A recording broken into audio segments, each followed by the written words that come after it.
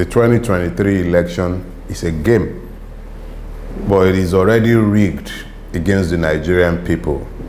The sole winners, if we play the game as is, would be the Nigerian ruling class. Whether those be in the north, in the northeast, the north-south, the north-central, the southeast, south-south, or the southwest. Wherever Nigerians reside, the sole winners of the 2023 electoral game would be the rulers, or shall I say the ruiners of Nigeria, if we somehow make the error of walking into the game to play it as it is, because the game is rigged. The game is rigged in terms of the fact that personnel changes will not save us. So we can vote PDP or APC, or we might even delude ourselves into voting for one of the newer parties without clarity as to the change we are expecting, that we are persuading ourselves we're voting for. All that would happen is that you have different operators of the slave franchise. So what you're dealing with essentially is a situation where the Nigerian would have to decide exactly what he's doing in 2023. One, a game is rigged against you. You can either continue playing in the hope that you can somehow edge the system. That's the situation with those who gamble. If you play bet, all these bet, that is all over Nigeria. The game of chances. So you're betting. That's one. Second thing is, you could jolly well join them since you can't beat them. But I have a third way. And that third way is change the game. So as far as I'm concerned, 2023 election, the only relevance it has to the Nigerian people, I'll still speak to all the protests, which is part of the question you have asked. But it is critical and important that we understand very clearly that personnel change in 2023, even across board, without a clear electoral mandate being delivered to whoever is elected or are elected, will change nothing. Nobody elected on the strength of the 1999 Constitution who had not placed a restructuring agenda complete with a draft constitution before the people, before their election, can touch the 1999 Constitution. It would merely be a revalidation of the fraud called Decree 24, which is the 1999 constitutional fraud. Now, to speak to protests, there have been several protests, especially since the coming of Buhari. But the state has reacted by far more brutally than at any other time in the history of Nigeria, perhaps only equaled by the brutality of the Abacha regime. The protests are reactions to systemic injustice. But as protests go, the EndSARS is particularly distinguished by the fact that the Nigerian youth became engaged. In their engagement with the system, they caused eruptions. And they've shaken this system to its foundation, but they must take it to the logical conclusion. If the powers unleashed by the EndSARS protests, if the sacrifices of the martyrs of the EndSARS killings, not only at Lekki Tollgate, where the commission where the panel has established clearly that there was a massacre. I'm talking about all the killings all over Lagos, from Ajangbadi to Abule Egba to Kokomaiko, Igbo Ilerin, Pedro, Shomolu, Bariga. All over Lagos, people were murdered wantonly by the security forces. if all this is not to go to waste, we must channel these energies, helping the people to understand clearly that personnel changes will change nothing. The injustices are structural, they are deep, and Nigeria cannot survive another 8 years of a visionless system that takes away the very foundation of our humanity, cannot even guarantee peace, security, talk less of justice. So 2023, we must engage, but we must engage first by registering to vote, and then understanding that it's not enough to register to vote. Understand that it must be a demand for a change of the governance systems and structures, so that the energies of the Nigerian can be unbundled and our people can truly be free of the fetters of Decree 24. I'm not shy about offering my opinions, but I'm always very reticent about dealing with persons. But it is inescapable that when a man has offered himself for public service, we are left with no choice but to contemplate their persons and necessarily offer value assessments, and in most cases, subjective opinions, because we're dealing with persons. But I would say that instead of focusing on the odiousness of the mass of those who have offered themselves, and they are mostly odious, it's been a gallery of rogues coming out to talk about wanting to be president of Nigeria, from the one who was convicted. Look, it's I recall that a few years ago I did warn that if we do nothing about restructuring our governance systems, the one that will come after Buhari will be worse than Buhari. And if you look at the gallery of rogues that have come out, it will be clear to you exactly what to expect. Let me start with the godfather of them all, the Lagos octopus. It wasn't always like this between me and him. He's never seen me before, never, not once. But when he was coming to power for the first time, I took night bus from Abuja to Lagos to come and vote for him. Prince Ademola Adeniji Adele, may God rest his soul, he was running as Sarumi's deputy. I slept in his house because his brother-in-law, my friend, lived in his house, and that was where I stayed whilst I was in the law school. I woke up in his house in the morning to go and vote. He was on his balcony, and he asked me, "Mandi, Odinlo Dibo Fumi Abi?" I said, Papa, Emaro, AD all the way. Yeah, AD all the way. That was the mask. I voted him the first time he came around. It's one of the worst errors I ever made in my life, because I helped to birth today's monster.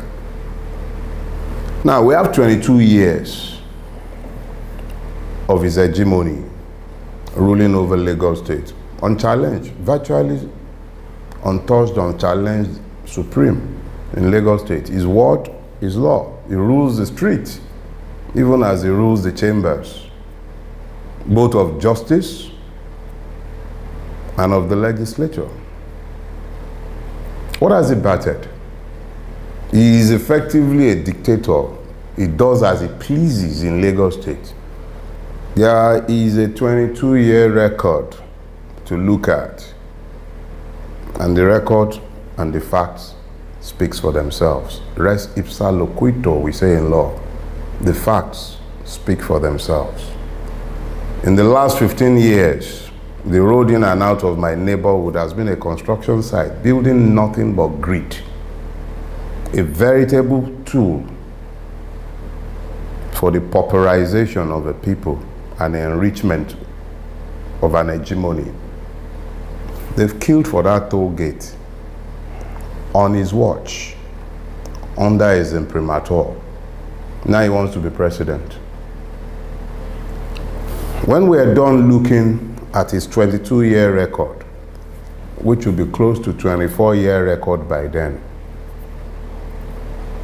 we will then look to his health, his mental capacity. 50 million soldiers, they will eat corn, they will eat cassava in the morning, and that's the person who wants to be president after the current disaster? Let's leave that man first. But let's deal with the system that has brought that actually emboldened someone like him. Nigeria would have deserved Bola Ahmed Tinubu if he ever emerges the president of Nigeria. Nigeria would have deserved him. It would have been, a well-deserved marriage. Because all the lies of this country would have come to coalesce together in the person of the president of Nigeria, if the like of him will become the president of Nigeria. I don't believe him a president, or rather a candidate. But because you've asked the question, and he's the elephant in the room, let me leave his person to the side, and then let's deal with Pastor Agbo-Orin, Professor Yemi Osinbajo. Brilliant man, intelligent in the extreme. But his record in the last 22 years would suggest that we should not conflate intelligence with wisdom. And perhaps we should stop presuming integrity until it is proven. He found the grace to be Tinubu's Attorney General, designing the architecture of the capture of Lagos State and its privatization, and the trust of his capo as consigliere, and became, whether they dispute how that came about or not, the route to the vice presidency runs through Bodilon in one form or the other. 8 years it would have been that he would have been vice president of Nigeria, strutting around, defending Buhari in the face of the obvious. He has even said clearly that he wants to continue the agenda of his boss. Let's even assume, for argument's sake, that he's saying all those things so that he might not alienate his boss's supporters. Question is this: how does a man who has benefited so immensely from the system gain power and then presume to change the system? How? Let's leave Pastor Agbo-Orin for a second.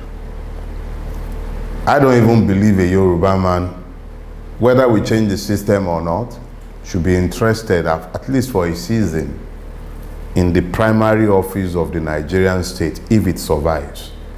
Because it will be most unfair and inequitable to look beyond the land of the Igbos for the person that will be the titular head. I'm not looking for another monster in Aso Rock, but whoever is going to be the primary #1 citizen of Nigeria, at least for a season, that person has to be of Igbo extraction. Nobody with half a brain should be talking about it again.